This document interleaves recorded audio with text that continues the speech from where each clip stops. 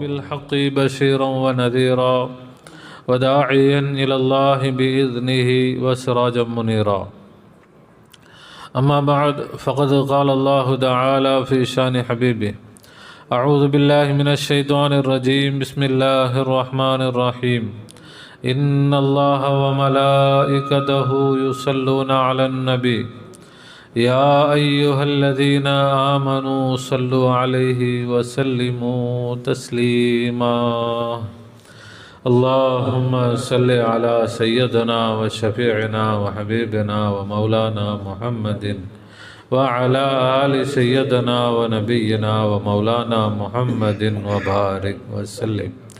اللهم صل على سيدنا وشفيعنا وحبيبنا ومولانا محمد وعلى آل سيدنا ونبينا ومولانا محمد وبارك وسلم.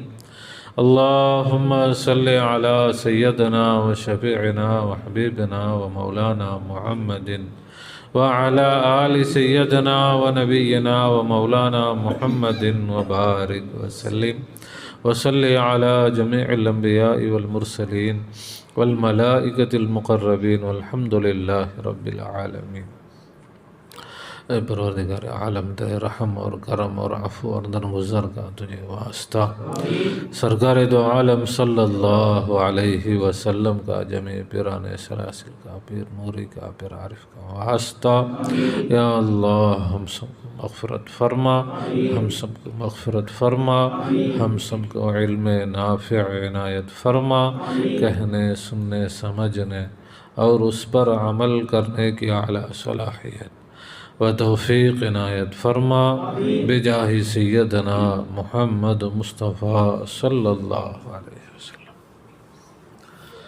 கண்ணியமிக்க பெரியவர்களே, சகோதரர்களே, தாய்மார்களே, சகோதரிகளே, அல்லாஹ் சுப்ஹானஹு வ தஆலா தனது எல்லை இல்லாத கருணையினால் நம்மை அவனது ஹபீபர் லோகத்தின் ரட்சகர் கண்மணி நாயகம் முஹம்மது முஸ்தஃபா ஸல்லல்லாஹு அலைஹி வஸல்லம் அன்னவர்களுடைய ஹைரு உம்மத்திலே படைத்திருக்கிறான். அல்ஹம்துலில்லாஹ். அதில் நமக்கு சந்தோஷத்தையும் பெருமிதத்தையும் தந்திருக்கிறான். அல்ஹம்துலில்லாஹ். மட்டுமல்ல, ஃபித்னாக்களும் ஃபசாதுகளும் எங்கும் நிறைந்து நிரம்பி வழியக்கூடிய இறுதியான காலகட்டத்தில் அவனுடைய அன்பையும் நெருக்கத்தையும் நேர்வழியையும் பெற்ற அவுலியாக்கள், ஆரிஃபின்கள், சூஃபியாக்கள், ஷேகுமார்களுடைய தொடர்பை, நிஸ்பத்தை, பையாத்தை, முஹப்பத்தை நம் அனைவருக்கும் தந்து அருள் புரிந்திருக்கிறான். அல்ஹம்துலில்லாஹ் சும்மா அல்ஹம்துலில்லாஹ். எல்லோரும் திக்ருலேகம் செலுத்தி திக்ரோடும் சுக்ரோடும் இருந்து தாலிமாத்துகளை கற்க வேண்டும்.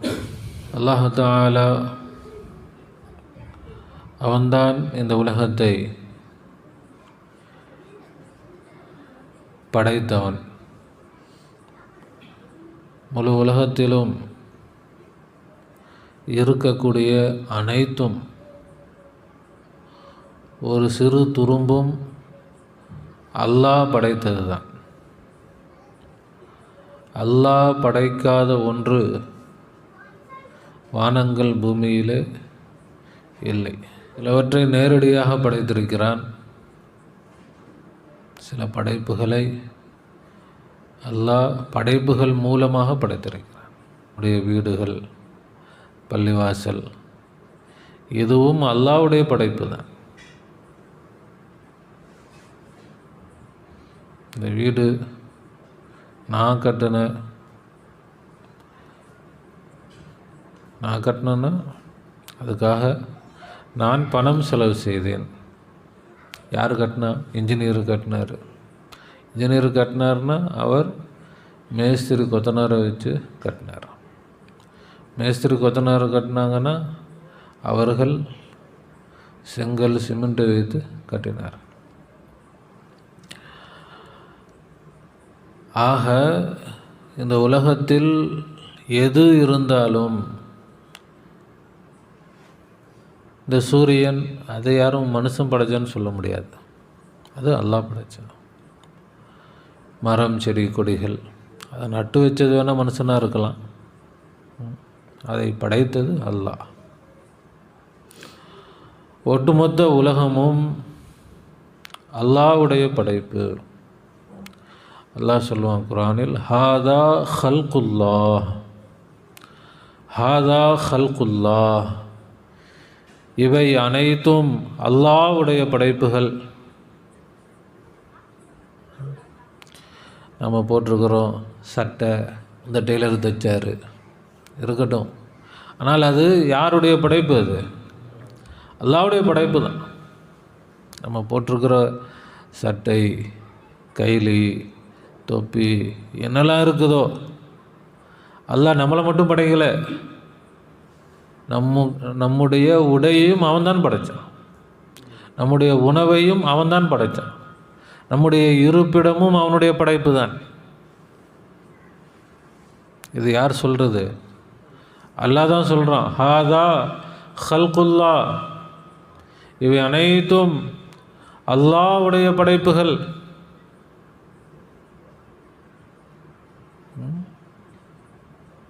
அப்படி நம்ம பார்க்குறோமா? ஏதோ போகிற போக்கில் போயிட்டு இருக்கிறோம்.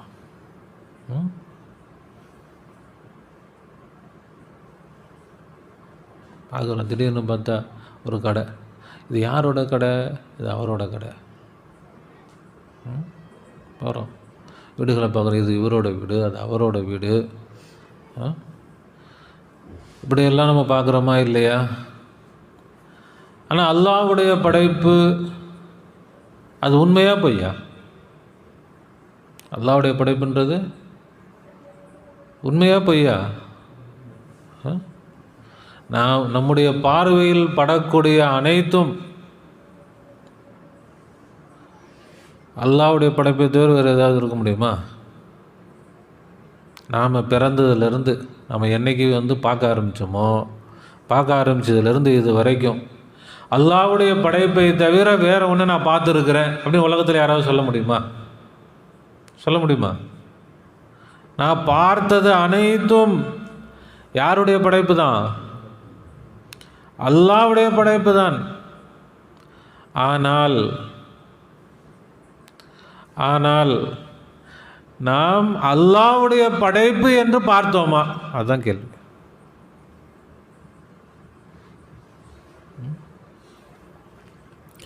அல்லாஹ்வுடைய படைப்பு என்று பார்த்தால் நாம் மூமின்கள், அல்லாஹ்வை ஈமான் நம்பியிருக்கிறோன்னு அர்த்தம்.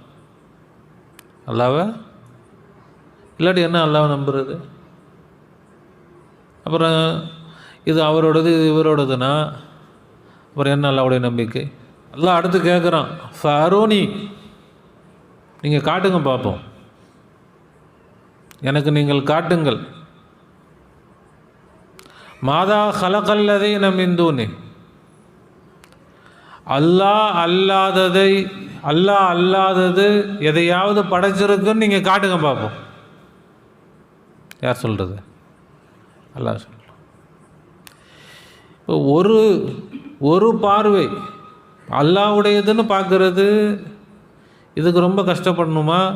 இல்லை இது யாரோடது, இது யாரோடது ஒவ்வொன்றா நோண்டி பார்க்குறது கஷ்டமா? எது கஷ்டம்?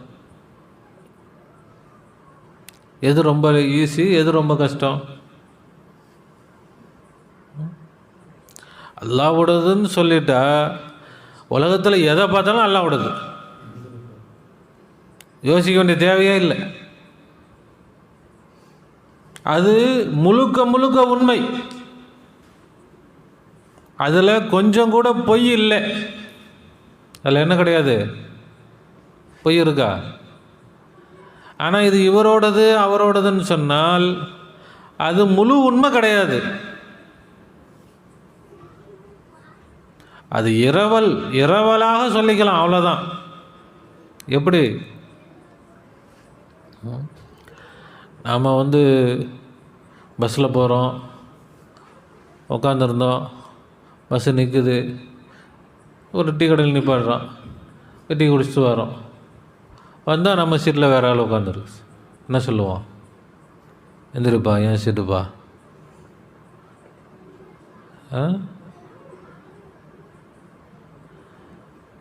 ஒன்று நீ என்ன இது காசு கொடுத்து வாங்கினியா அப்படின்னு அவன் கேட்டான்னா அதெல்லாம் கேட்கக்கூடாது. நான் தான் உட்காந்து வந்திருக்கிறேன், நான் இறங்குற வரைக்கும் இது ஏன் சீட்டு, நான் இறங்குற வரைக்கும் ஏன் சீட்டு. இதில் யாரும் உட்கார முடியாது. நானா கொடுத்தா உட்காரலாம், என்னை எழுப்பிட்டு யாராலும் என்ன செய்ய முடியாது. அப்போ அதனால் அந்த சீட்டை அப்படி இறங்கி வரும்போது கழட்டிட்டு வந்துடலாமா? ஏன் சீட்டு தானே. ஆனால் உட்காரதுக்கு யாரும் தடுக்க மாட்டாங்க. பக்கத்தில் கூட சொல்லுவாங்க, ஆமாங்க இவர் தாங்க உட்காந்துருந்தார், முன்னாடி இருக்க பின்னாடி இருக்க, ஆமாம் இவர் சீட்டு தாங்க. எல்லோரும் சொல்லுவாங்க இவர் சீட்டு தான், இவர் சீட்டு தான், இவர் சீட்டு தான்னு சொல்லுவாங்க. அதனால் உண்மையிலேயே அது நம்ம சீட்டு ஆயிடுச்சா? இல்லை. அப்படித்தான் உலகத்தில் எல்லாம் சொல்லிக்கலாம், இது என் வீடு, இது அவர் வீடு. எல்லாம் தூக்கிட்டான்னா அப்புறம் யார் வராங்களோ அவங்க வீடு, அவ்வளோதான்.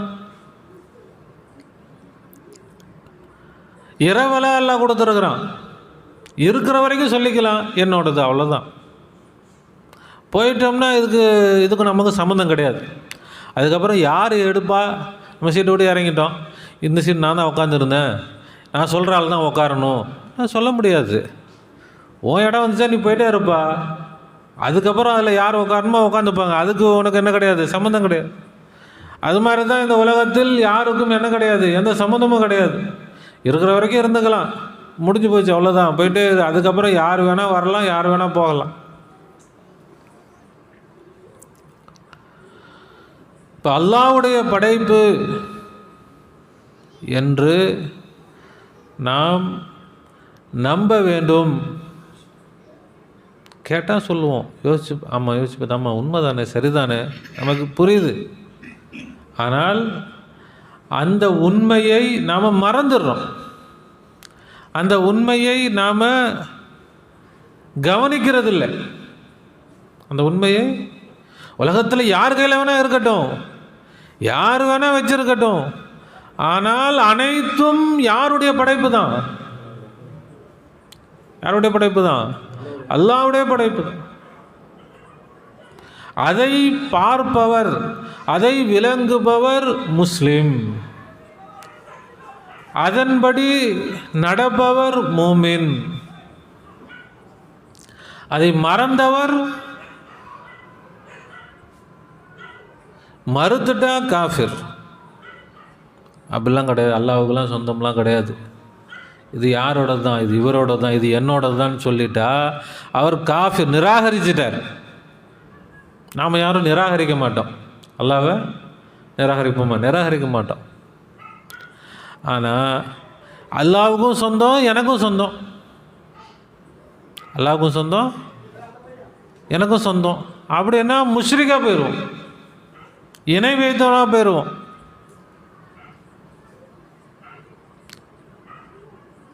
ஏன்னா அல்லாவும் நானும் இதில் என்னது கூட்டாளி. இந்த வீட்டுக்கு அல்லாவும் கூட்டாளி, நானும் கூட்டாளி. இதுதான் ஷிர்கு. இது விளங்காமல் தர்காவுக்கு போனால் ஷிர்கு, மாலை போட்டால் ஷிர்கு, அது பண்ணால் ஷிர்கு, இது பண்ணால் ஷிர்கு. ஷிர்குன்னா என்னன்னே தெரியல. ஷிர்குன்னு சொல்லிக்கிட்டு ஷிர்கில் தான் உழுந்து கிடக்கிறார் அவர். ஷிர்கில் நல்லா குளிச்சுக்கிட்டு அவர் சொல்லுறது ஷிர்கு. அப்போ நீ இருக்கிறதே ஷிர்கில் தான் இருக்கிற.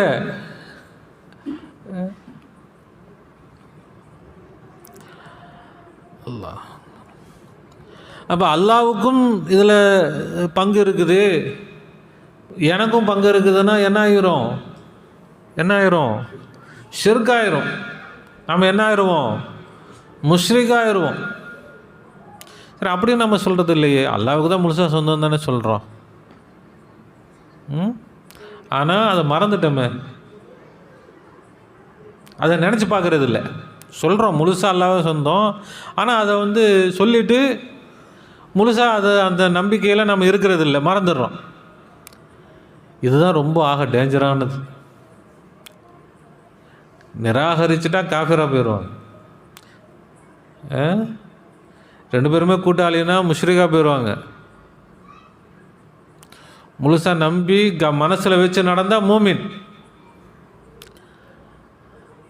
மறந்துட்டா ரொம்ப டேஞ்சர். அல்லாஹ் நம்ம பாதுகாப்பானாக. மறந்துட்டா அதுக்கு குர்ஆனுடைய பேர், அல்லாஹ் கொடுக்கக்கூடிய பேர் அவங்களுக்கு முனாஃபிக். நயவஞ்சன்.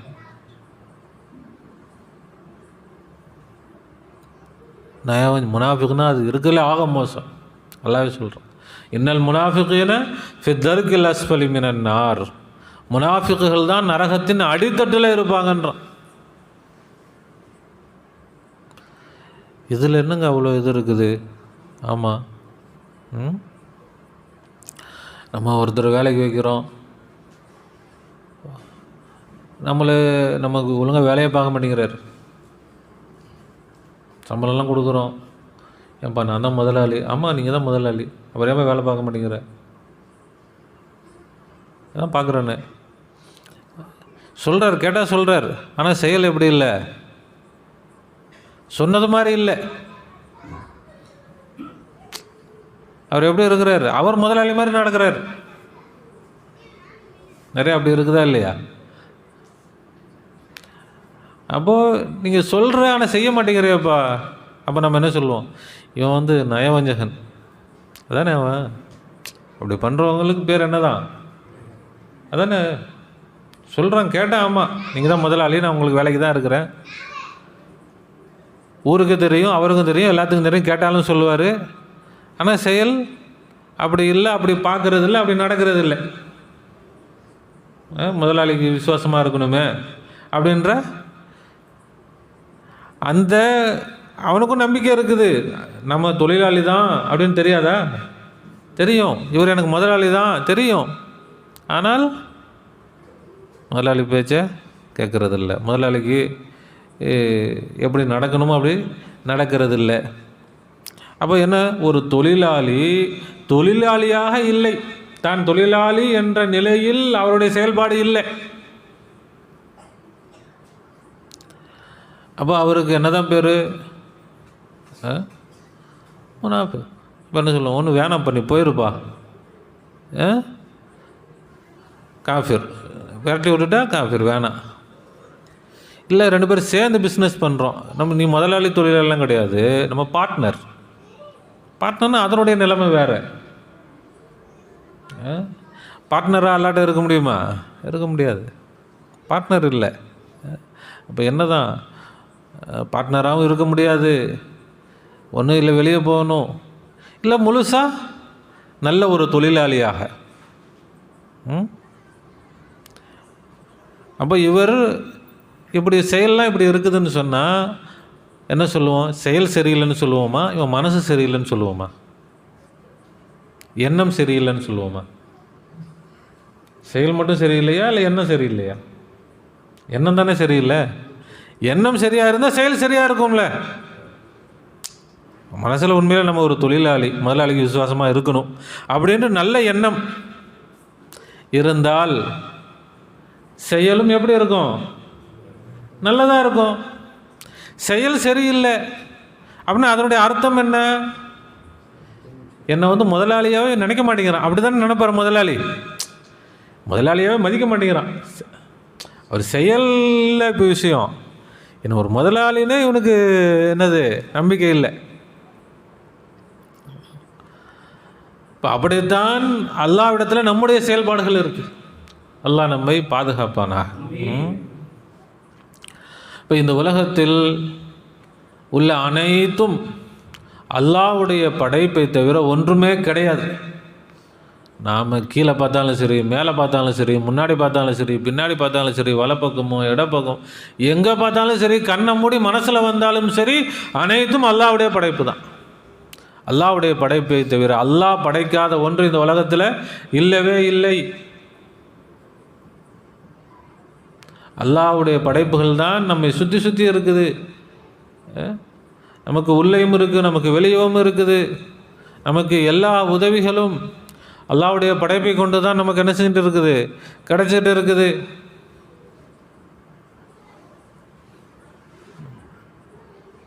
இந்த அனைத்தையும் படைத்த அல்லாஹ் அவன்தான் இதை பராமரித்து கொண்டும் இருக்கிறான். அல்லாஹ் தான் என்ன செஞ்சுட்டு இருக்கிறான்?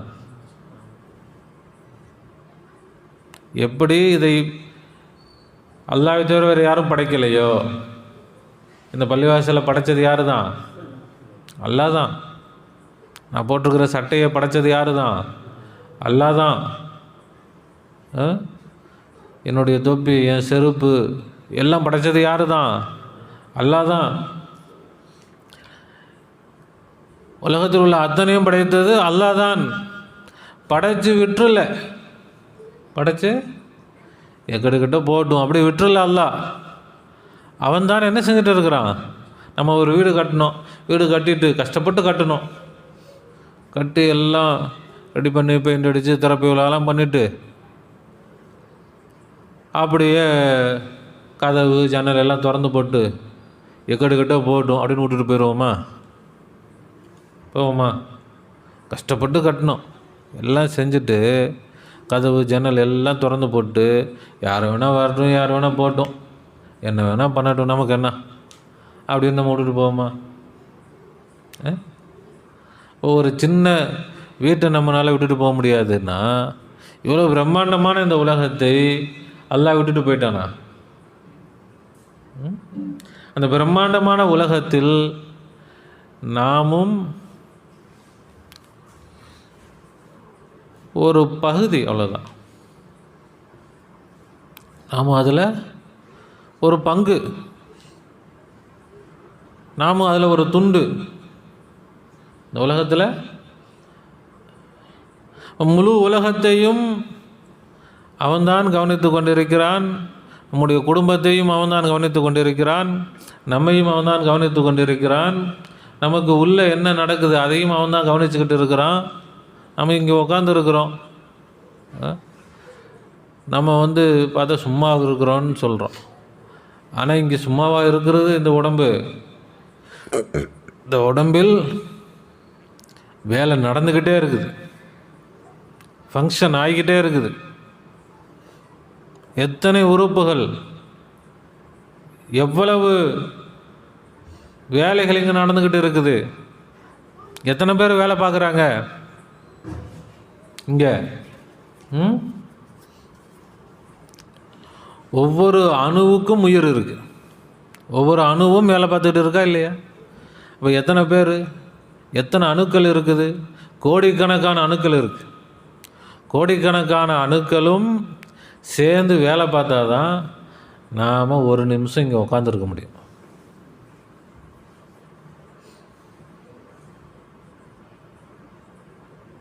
இப்போ இந்த ஊர் இப்போ நம்ம இருக்கிறோம், ஃபேன் ஓடுது, லைட்டு ஓடுது, எல்லாம் இருக்கிறோம்னா எத்தனையோ பேர் வேலை பார்த்துட்டு இருக்கிறாங்க.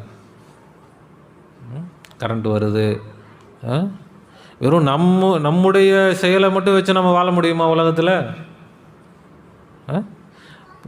கடையில் போகிறோம், காசை கொடுக்குறோம், அரிசியை வாங்குகிறோம். ஆனால் அந்த அரிசிக்கு பின்னாடி எத்தனை பேர் உழைச்சிருக்கிறாங்க, எத்தனை பேர் கஷ்டப்பட்டுருக்கிறாங்க, எவ்வளோ உழைப்புகள். ஆனால் அந்த உழைப்பு முடிஞ்சு போச்சு. இப்போ அரிசி உழைப்பு முடிஞ்சு அரிசி கையில் வந்துடுச்சு. நம்ம போட்டிருக்கக்கூடிய ஒரு துணி, அதுக்கு பின்னாடி எத்தனை பேருடைய உழைப்புகள், எத்தனை பேருடைய நேரங்கள் செலவிடப்பட்டிருக்குது, எத்தனை பேருடைய சிந்தனைகள் அதில் வேலை செஞ்சுருக்குது. அது எல்லாம் சேர்ந்து தான் நாம் என்ன செஞ்சுருக்கிறோம், இன்றைக்கி ஒரு ட்ரெஸ்ஸு போட்டிருக்கிறோம்னா இது இன்றைக்கி யாரும் கண்டுபிடிச்சது இல்லை. 1000 வருடங்களாக, பல்லாயிரம் வருடங்களாக மனிதர்கள் முன்னேறி அதை கண்டுபிடிச்சி அதில் பல முன்னேற்றங்களை புகுத்தி இன்றைக்கி வந்திருக்குதுன்னா இது இன்றைக்கி நாமெல்லாம் ஒரு ஒரு பிட்டு என்னது ஒரு ஸ்கொயர் ஃபீட் துணியை நீங்களாக ரெடி பண்ணுங்கன்னா ரெடி பண்ண முடியுமா? ஒரு ஸ்கொயர் ஃபீட் துணியை நீங்களாக என்ன செஞ்சுக்கோங்க.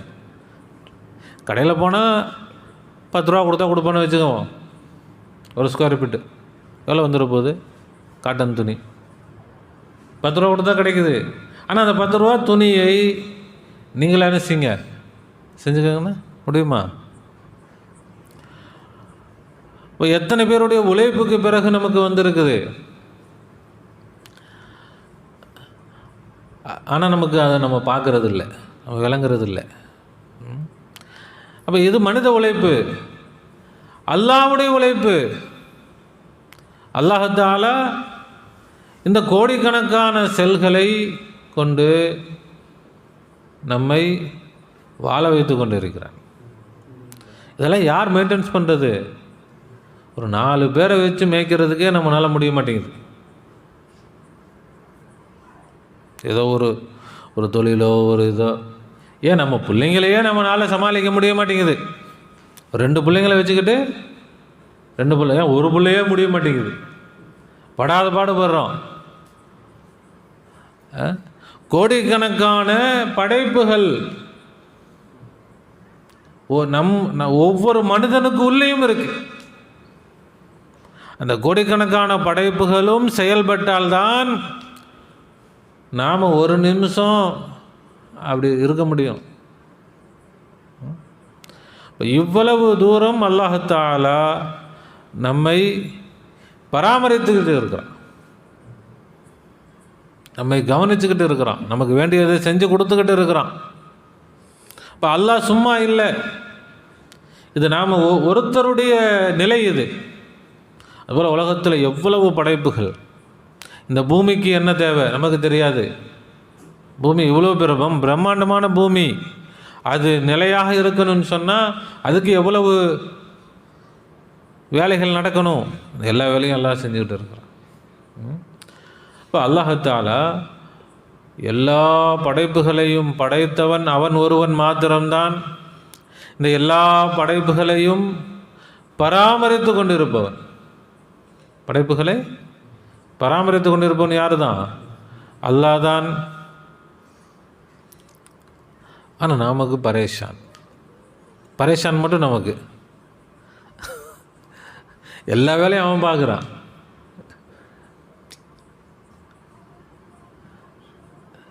நமக்கு எதுக்கு பரேஷான்?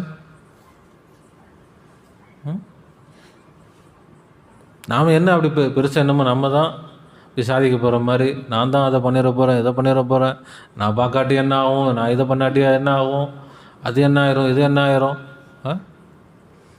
அல்லாஹ். இப்போ மனிதர்கள், ஒவ்வொரு மனிதனும் அல்லாஹ்வை விளங்கணும். இன்றைக்கி யார் விளங்கியிருக்கிறாங்களா? வெறும் தொழுகிறதுனால அல்லாஹ்வுக்கு சந்தோஷம் இல்லை.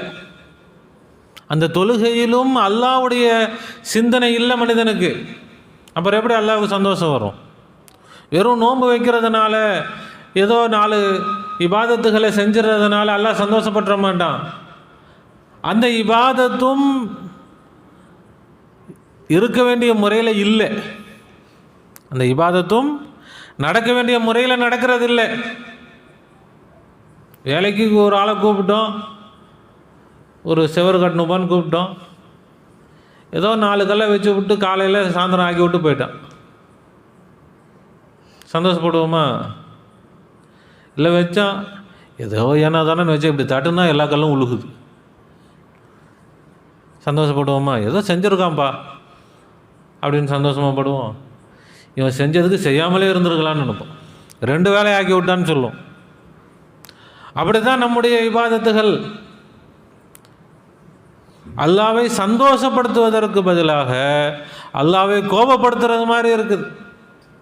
காரணம் நம்முடைய எண்ணம், நம்முடைய ஈமான். அது அல்லாஹ்வை எப்படி நாம் நம்ப வேண்டுமோ, அல்லாஹ்வை எப்படி நாம் விசுவாசம் கொள்ள வேண்டுமோ அப்படி நம்முடைய ஈமான் இல்லை. இப்போ இதைத்தான் நாம் சரி செய்யணும். இன்றைக்கி உலகம் மோசமாக இருக்குது, எங்கே பார்த்தாலும் பிரச்சனைகள், எங்கே பார்த்தாலும் முசீபத்துகள், என்ன நடக்க போகுதுன்னு தெரியல, என்ன ஆக போகுதுன்னு தெரியல. என்னது நாளைக்கு வேறு தேர்தல், ஓட்டு போட்டு அப்படி இவரை ஜெயிக்க வச்சிடணும், அவ்வளோதான், நம்ம விட்டோம்னா அவ்வளோதான், முடிஞ்சு போச்சு கதை. ஓட்டு போட்டாலும் அவனுக்கு தான் உழுகுமான்னு தெரியல. நாம் யாருக்கு போடுறோமோ யாருக்கு போகுதுன்னு யாருக்கு தெரியும்? அவன் என்ன கோல்மால் பண்ணுவான்னு தெரியல. நாம் இவ்வளோ என்ன செஞ்சுட்டு இருக்கிறோம், எல்லாம் துடிச்சுக்கிட்டு இருக்கிறோம். அப்படியே இவன் தான் வரணும், அவன் வந்துடக்கூடாது. அவன் அங்கே என்ன ஐடியா பண்ணிகிட்டு இருக்கான்னு யாருக்கு தெரியும்? போன இதுலேயே அப்படி தான் எல்லோரும் நினச்சது, வரக்கூடாதுன்னு தான் நினச்சது. வந்துட்டானே, அவன் கோல்மால் பண்ணி தான் வந்தான்னு எல்லாத்துக்கும் தெரிஞ்சவும் செஞ்சிச்சு. தெரிஞ்சும் யாரால் என்ன பண்ண முடிஞ்சிச்சு? யார் என்ன பண்ணாங்க? இல்லை. திரும்ப இப்போவும் ஒரே ஆட்டம், அப்படி செஞ்சுருவோம். அப்படி இப்போ எல்லா பிரச்சனை அடுத்தவங்கள்ட்ட இல்லை, நம்மள்கிட்ட தான் இருக்குது. அந்த பிரச்சனை எதில் இருக்குன்னா, அல்லாஹ்வோடு நமக்கான கனெக்ஷன்.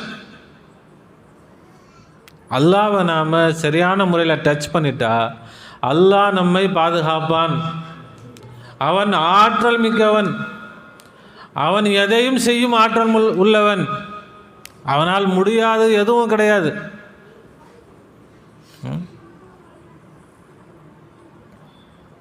ஆனால் அது யாரும் என்ன செய்கிறது இல்லை.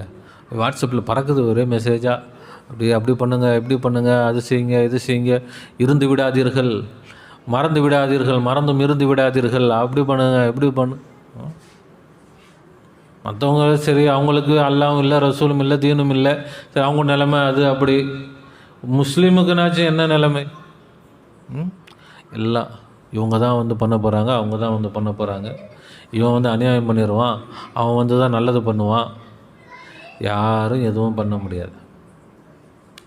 லா நாஃபிஅ வலா லார இல்லல்லாஹ். அல்லாஹ்வை தவிர நன்மை செய்பவனும் யாரும் இல்லை, அல்லாஹ்வை தவிர தீங்கு செய்பவனும் யாரும் இல்லை. அவன் ஒன்றை நாடி விட்டால் அதை யாராலும் தடுக்க முடியாது, அவன் தடுத்து விட்டால் அதை யாராலும் கொடுக்க முடியாது. அப்புறம் என்னத்துக்கு?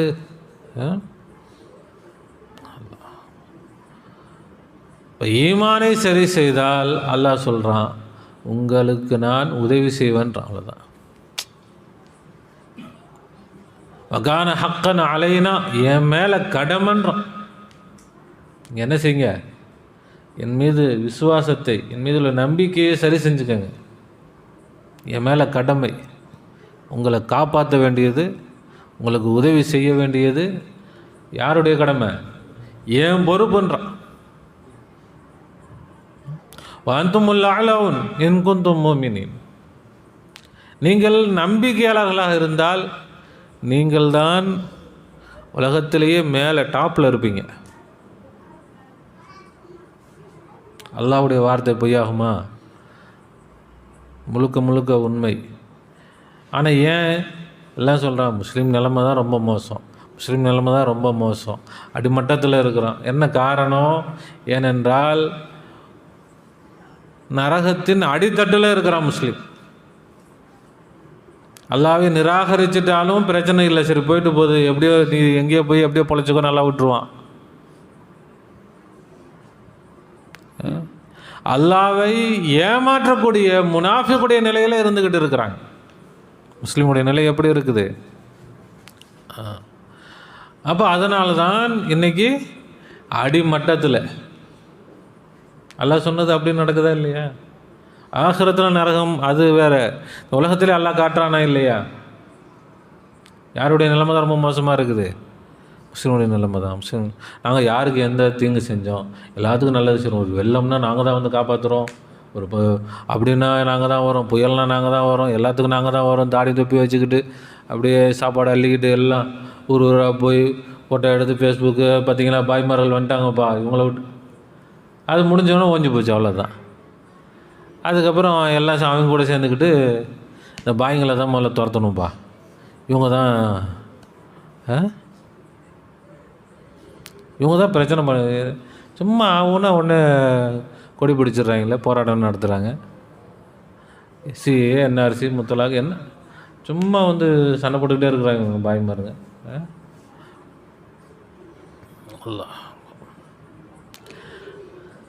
இப்போ நாம் நம்முடைய எஜமானை விட்டு விட்டோம், எஜமானை விட்டு பிரிந்த அடிமைகளாக நாம் ஆயிட்டோம். ஆடு இருக்குது, ஆட்டு மந்தை இருக்குது, எஜமானுக்கு கீழே இருந்தால் பாதுகாப்பாக இருக்கும். யாரும் தூக்கிட்டு போக முடியுமா? யாரும் வந்து கை வைப்பாங்களா? என்ன செஞ்சிடுவான்? பார்த்து பாதுகாப்பாக யாரும் தொட முடியாது. எஜமானை விட்டு ஓடி காட்டுக்குள்ளே ஓடிடுச்சு எல்லா ஆடும். என்ன ஆகும்? அந்த பக்கம் சிங்கம் ஒரு 4 தூக்கிட்டு போகும், புலி ஒரு 2 தூக்கிட்டு போகும், போகிற வரவங்களாம் தூக்கிட்டு கேட்குறதுக்கு நாதி இருக்காது. கேட்குறதுக்கு அப்படி தான் இருக்குது இன்றைக்கி. முஸ்லீமுடைய நிலைமை என்ன தான்? அப்படி தானே இருக்குது. இப்போ இதற்கு தீர்வு அல்லாஹ்விடத்தில் முஸ்லிம்கள் ஒன்று சேர வேண்டும், அல்லாஹ்விடத்தில் வரணும், அல்லாஹ்வுடைய ஈமானை பலப்படுத்தணும். வேறு ஒன்றும் செய்ய தேவையில்லை, எதுவும் செய்ய தேவையில்லை, எதுவுமே தேவையில்லை. காசு தேவையில்லை, பணம் தேவையில்லை, பட்டம் தேவையில்லை, அரசியல் அது இது படிப்பு கிடிப்பு எதுவுமே தேவையில்லை. ஈமான் மட்டும் இருந்தால் போதும். ஈமானை மட்டும் சரி செஞ்சுட்டா போதும். அல்லாவை பிடிச்சிக்கிட்டா போதும். அல்லாஹ் கிடச்சிட்டா வேறு என்ன நமக்கு குறை இருக்க போகுது? எவ்வளவு மோசமான நிலைமையில் இருந்தாலும் அல்லாஹ் ஈமான் கொண்டுட்டு அல்லாஹ் இந்த பிரச்சனைலாம் சரி பண்ணிடுவானா? இவ்வளோ பிரச்சனையாக இருக்குது, அல்லாவே சரி பண்ணிடுவானா? அப்போ நல்லா நம்பிக்கை இல்லையா? முடியாது. அல்லாஹ்னால எவ்வளோ பிரச்சனையாகட்டும், எவ்வளோ தான் சூழ்நிலை மோசமாகட்டும், நெருப்புலையே தூக்கி போடட்டும், அல்லாஹ் காப்பாற்றுவான். அணுகுண்டே உங்கள் தலையில் வந்து விழுகட்டும், அல்லாஹ் காப்பாற்றுவான்.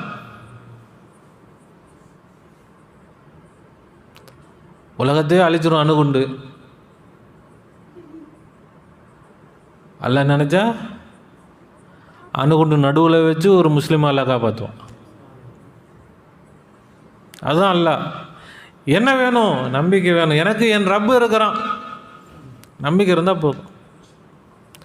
அல்லாஹ் தஆலா நம்முடைய உள்ளங்களை சரி செய்வானா. இப்போ நம்ம சொன்ன விஷயம் 2 விஷயம். ஒன்று, இந்த உலகத்தில் அனைத்தும் அல்லாஹ்வுடைய படைப்புகள். அதை நாம் மறக்கக்கூடாது, அதை பார்க்கணும், பார்த்துக்கிட்டே இருக்கணும். அது முடிஞ்சால் மனசில் சொல்லிக்கிட்டே இருக்கணும், வாயால் கூட சொல்லணும், இது அல்லாஹ்வுடைய படைப்பு, இது அல்லாஹ்வுடைய படைப்பு, அல்லாஹ்வுடைய படைப்பு சொல்லி எது வரைக்கும் சொல்லணும்? நமக்கு அது இயல்பாக ஆகிற வரைக்கும் சொல்லணும், நமக்கு தானாக வந்துடணும். அது வரைக்கும் இதுதான் ஈமான். எதை பார்த்தாலும் சரி, எதை நினைச்சாலும் சரி, அல்லாஹ்வுடைய படைப்பு, அல்லாஹ்வுடைய படைப்பு. இரண்டாவது, இந்த எல்லா படைப்புகளையும் அவன்தான் பராமரித்து கொண்டிருக்கிறான். அவன்தான் இந்த உலகத்தை அவன்தான் நடத்திக்கிட்டு இருக்கிறான்.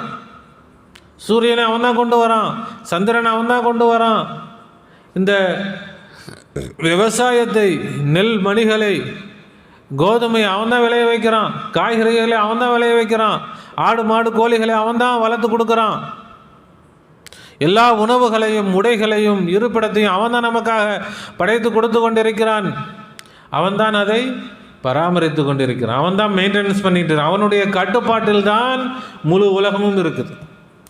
யார் கையிலையும் எதுவும் இல்லை, யார் கையிலையும் எதுவுமே இல்லை. அவர் கையில் கொஞ்சம், இவர் கையில் கொஞ்சம்னா முடிஞ்சு போச்சு, நமக்கு ஈமான் இதாயிரும். யார் கையிலும் எதுவும் இல்லை, அனைத்தும் யாருடைய கையில் தான் இருக்குது? அல்லாஹ்வுடைய கை. அல்லாஹ்வுடைய கட்டுப்பாட்டில் தான் இந்த முழு உலகமும், நம்முடைய குடும்பமும், நாமும் இருந்து கொண்டிருக்கிறோம் என்ற அந்த ஈமானை நாம் மறந்து விடக்கூடாது. விளங்கிட்டோம், சரிதானு தெரிஞ்சு போச்சு, ஆனால் அதை மறந்துடுறோம். அதை என்ன செஞ்சிடறோம்? அது அதுக்கப்புறம் தூக்கிட்டு ஆமாம் கரெக்டு தான் அப்படின்னு போய்ட்டு அது நம்ம வேலையை பார்க்க போயிடுறோம். அப்போ அல்லாஹ்வுக்கு நமக்கு என்ன இருக்காது? கனெக்ஷன் இருக்காது. நாம் பார்த்து கொண்டே இருக்கணும், சொல்லிக்கிட்டே இருக்கணும். நமக்கு இது என்ன, இதில் என்ன இருக்குது? நாம் சொன்னால் உலகத்தில் மற்றவங்களுக்கு தெரியுதா இல்லையா? அல்லாஹ்வுக்கு தெரியுமா தெரியாதா? அல்லாஹ்வுக்கு தெரியுமா தெரியாதா? நம்ம வாயால் சொன்னாலும் தெரியும், நம்ம மனசால் சொன்னாலும் தெரியும், நம்ம அப்படி பார்த்தாலும் தெரியும், அந்த எண்ணத்தில் தான் பார்க்குறான்னு தெரியும். இப்போ யார் சந்தோஷப்படுவா? அல்லாஹ் சந்தோஷப்படுவான். நமக்கு தேவை அல்லாஹ்வை சந்தோஷப்படுத்தணும். யாரை சந்தோஷப்படுத்தணும்? அல்லாஹ் வேறு அடுத்தவங்க பார்க்கணும், அடுத்தவங்க தெரியணும், இதனால் என்ன, அது நமக்கு தேவையில்லை. அல்லாஹ் சந்தோஷப்படணும், எனக்கும் அல்லாஹ்வுக்கும் நல்ல தொடர்பு உண்டாகணும். அதுக்கு ஒன்றும் காசு பணத்தை அல்லாஹ்கிட்ட அள்ளி கொடுக்க தேவையில்லை. என்ன செஞ்சால் போதும், போகிற போக்கில் நம்முடைய சிந்தனை எல்லாம் அல்லாஹ்வுடைய படைப்புகள் தான், எல்லாம் அல்லாஹ்வுடைய படைப்புகள் தான். அல்லாஹ் தான் இந்த எல்லா படைப்புகளையும் பராமரித்து கொண்டிருக்கிறான். யாரும் ஒன்றும் கிடையாது. உலகத்தில் நம்ம காரியங்களை செஞ்சுக்கிட்டே இருக்க வேண்டியது தான். அதனால் நம்ம ஒன்றும் செய்ய தேவை, வீட்டில் உட்காந்துக்கிட்டால் போதும் அப்படி அர்த்தம் இல்லை. நம்ம வியாபாரம் செய்யணும், தொழில் செய்யணும், எல்லாம் செய்யணும். எல்லாம் செஞ்சுட்டு அது சும்மா அவ்வளோதான். அது என்ன தான், அது சும்மா தான். உண்மையில் நமக்கு எல்லாம் செய்பவன் யார் தான்? அல்லாஹ் தான். நான் செஞ்சதுனால என் பாக்கெட்டில் காசு வந்துச்சு இல்லை, அல்லாஹ் என் பாக்கெட்டில் காசு வச்சான். எனக்கு யார் காசு கொடுத்தது? அல்லாஹ் கொடுத்தான். நான் காசு கொடுத்ததுனால என் தட்டில் சோறு வந்துச்சு இல்லை, அல்லாஹ் எனக்கு சோறு கொடுத்தான். நான் காசு கொடுத்ததுனால எனக்கு வீடு வந்துச்சு இல்லை, அல்லாஹ் எனக்கு வீடை கொடுத்துருக்குறான். அப்படி நாம் அல்லாஹ்வை முன்னிலைப்படுத்திக்கிட்டே இருக்கணும். அல்லாஹ்வை முதுகுக்கு பின்னாடி தூக்கி போட்டு அவன் என்னமோ பண்ணிகிட்டு இருக்கிறான், அவன் என்னமோ அவன் வேலையை அவன் பார்க்கணும், என் வேலையை நான் பார்க்குறேன்னு நம்ம போயிட்டு இருந்தோம்னா நாம் சிரமத்துலேயும் சிக்கல்லையும் பிரச்சனையிலையும் மாட்டிக்கிட்டு தவிப்போம்.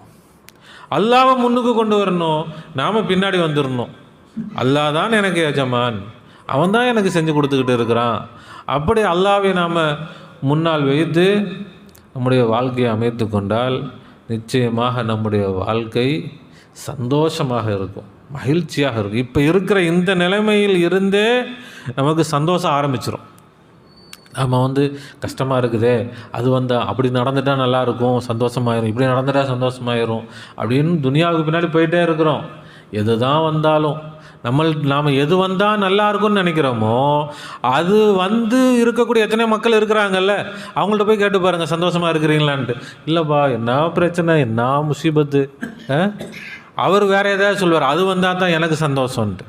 அவர்கிட்ட போய் சரி அது இருக்கக்கூடிய மக்கள் இருப்பாங்கள்ல, அவங்கள்ட்ட போய் நீங்கள் சந்தோஷமாக இருக்கிறீங்களா அப்படின்னு கேட்டால் அவங்க என்ன சொல்லுவாங்க, எனக்கு அது வந்தால் தான் சந்தோஷம்னு. யாராவது சந்தோஷம்னு சொல்லுவாங்களே? அப்படித்தான் ஒரு அரசன் ஒரு ஷேகிட்ட அரசன் கேட்குறான், எல்லாம் இருக்குது சந்தோஷம் மட்டும் இல்லை, எல்லாம் சந்தோஷம் மட்டும் இல்லை. அப்போ அந்த ஷேகு சொன்னாரா, உன் நாட்டில் சந்தோஷமாக இருக்கிற ஒரு ஆளை பிடிச்சிட்டு வா, அப்போ தான் உனக்கு சந்தோஷம் கிடைக்கும். அப்போ அரசனை ஆளை அனுப்புனா, போய் பாருங்கள் இந்த நாட்டில் யார் சந்தோஷமாக இருக்கிறான் அவனை தூக்கிட்டு வாங்க அப்படி. எல்லாம் போகிறாங்க எங்கேயுமே ஆளே கிடைக்கல. கடைசியில் ஒரு நாள் ஒரு சத்திரத்திலேருந்து சத்தம் வருது, உலகத்திலே என்ன மாதிரி சந்தோஷமான ஆள் யார், நான் தான் சந்தோஷமான ஆள் அப்படின்ட்டு சத்தம் வருது. கிடச்சிட்டானே ஆள், போய் ஆளை தூக்கிடுவோம். தூக்கிட்டு வந்தால் போட்டுக்கிற சட்டை கூட இல்லை.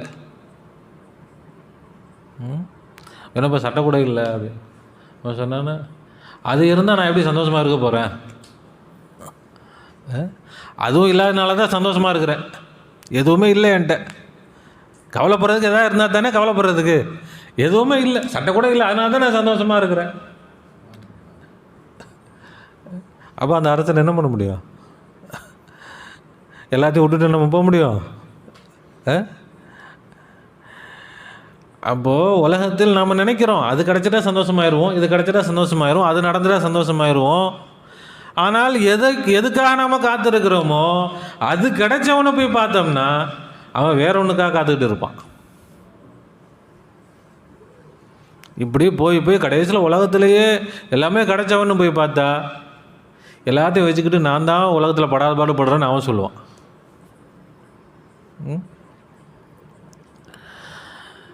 அப்போ நாம் சந்தோஷமாக மகிழ்ச்சியாக இருக்கணும், நம்முடைய வாழ்க்கை நிம்மதியாக இருக்கணும்னா நமக்கு அல்லாஹ் வேண்டும், அல்லாஹ்வுடைய ஈமான் வேண்டும். இப்போ அல்லாஹ்வுடைய இந்த ஈமான் இதில் நிறைய உயர்ந்த படித்தரங்கள் இருக்குது. இது நம்ம அடிமட்டத்திலிருந்து நம்ம போகிறோம். முதல் ஈமான் இது அல்லாஹ்வுடைய படைப்பு. இரண்டாவது, அல்லாஹ் இந்த எல்லா படைப்புகளையும் பராமரித்து கொண்டு, படைத்து விட்டுவிடவில்லை, அவன்தான் பராமரித்து கொண்டு, அவனுடைய பராமரிப்பில் தான் என்னுடைய வீடும் இருக்கிறது, என்னுடைய நாடும் இருக்கிறது.